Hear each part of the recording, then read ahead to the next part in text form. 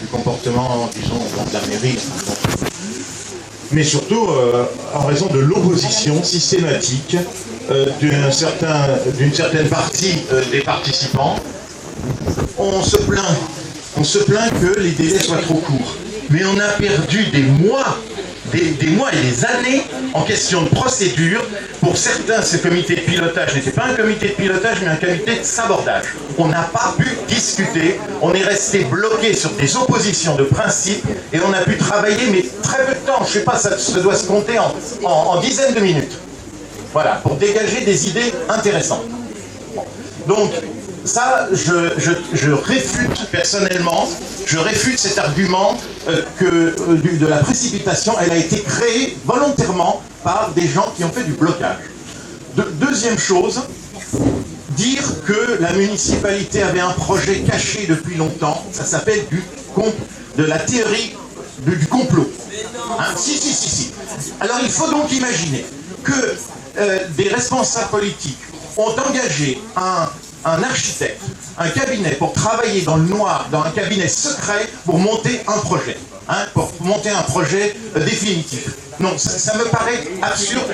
Et quand on est dans le complot, dans l'idée du complot, on n'est pas loin du populisme. Alors je pense que c'est aux responsables, oui. Je pense que c'est aux responsables de dire non, la théorie du complot, c'est mauvais. C'est très mauvais pour l'intelligence et pour la réflexion et pour la prise de responsabilité des citoyens.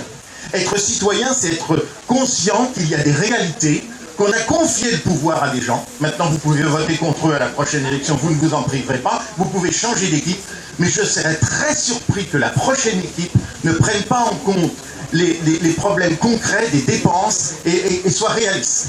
À mon avis, la prochaine équipe, elle va prendre un de ces projets, c'est évident. Bon, voilà, c'est tout. Alors maintenant évidemment, et je pense qu'un débat citoyen, ça veut dire qu'on est capable de prendre en compte les différentes composantes.